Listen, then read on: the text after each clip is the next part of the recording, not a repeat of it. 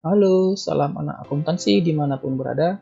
Hari ini kita akan belajar mengenai akun dan jenis-jenis akun di dalam akuntansi. Yang pertama kita ke pengertian. Akun adalah tempat untuk mencatat transaksi yang terjadi di dalam suatu perusahaan. Jadi semua transaksi yang terjadi di dalam perusahaan apapun itu dicatat di dalam suatu wadah yang namanya adalah akun.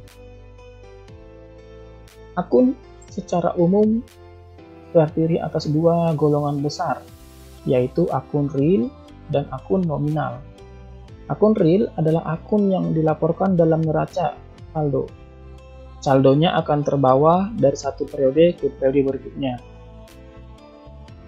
Terdiri atas harta, hutang, dan modal. Jadi secara ringkas, akun real adalah akun yang terdapat di dalam laporan neraca.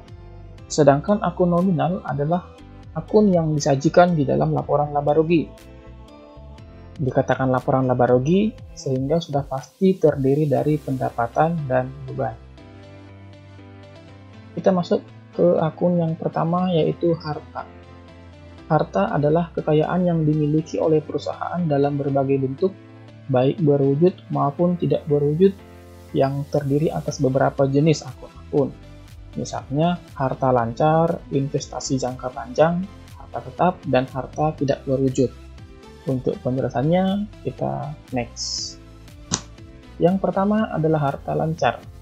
Harta lancar dikategorikan seperti kas atau kas kecil dan bank, piutang, wesel tagih, beban dibayar di muka, persediaan barang dagangan, dan perlengkapan. Selanjutnya, investasi jangka panjang berupa saham, reksadana, deposito, dan surat berharga lainnya. Harta tetap adalah harta berwujud yang digunakan untuk operasi perusahaan dan mempunyai masa manfaat lebih dari 1 tahun. Jadi harta lancar, investasi jangka panjang, dan harta tetap termasuk di dalam harta berwujud. Harta tetap sendiri contohnya adalah tanah, bangunan, kendaraan, dan peralatan. Harta tidak berwujud, harta yang tidak mempunyai wujud fisik, dikatakan tidak berwujud, tetapi merupakan hak istimewa yang menguntungkan perusahaan dalam menghasilkan pendapatan. Contohnya, hak paten, hak merek dagang, kita, hak franchise, goodwill, hak sewa, dan hak eksklusif. Hutang atau kewajiban.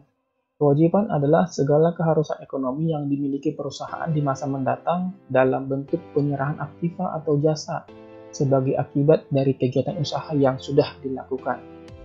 Secara sederhana atau secara umum, kewajiban ini disebut dengan istilah hutang.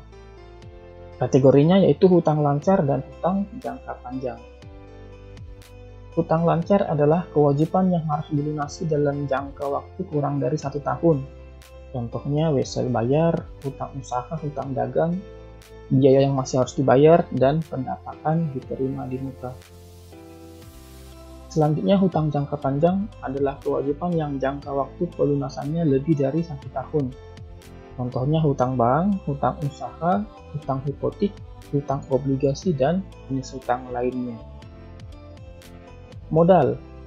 Modal menjadi sumber kekayaan di samping dari pinjaman yang juga berasal dari pemilik. Akuntansi modal pada perusahaan perseorangan disertai nama pemilik, sedangkan akuntansi pada modal pada persekutuan disertai dengan nama sekutu. Sedangkan pada perusahaan perseroan terbatas, akuntansi modal disebut dengan modal saham.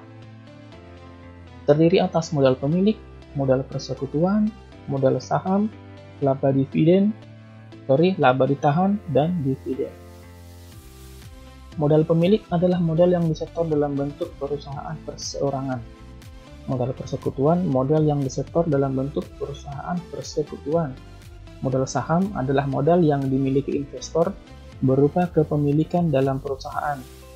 Sedangkan laba ditahan, yaitu laba yang tidak dibagikan kepada pemilik modal dengan tujuan memperbesar modal usaha. Dan dividen adalah bagi hasil keuntungan perseroan yang diberikan kepada pemilik modal. Pendapatan adalah keuntungan yang diperoleh perusahaan dari kegiatan operasional maupun non-operasional, terdiri atas pendapatan usaha dan pendapatan di luar usaha. Pendapatan usaha artinya pendapatan yang berhubungan langsung dengan kegiatan usaha perusahaan. Sedangkan pendapatan di luar usaha adalah pendapatan yang tidak berhubungan langsung dengan kegiatan usaha. Yang terakhir, beban. Beban adalah sebuah pengorbanan yang harus dikeluarkan atau diperlukan untuk merealisasikan sebuah hasil. Terdiri atas beban usaha dan beban lain-lain.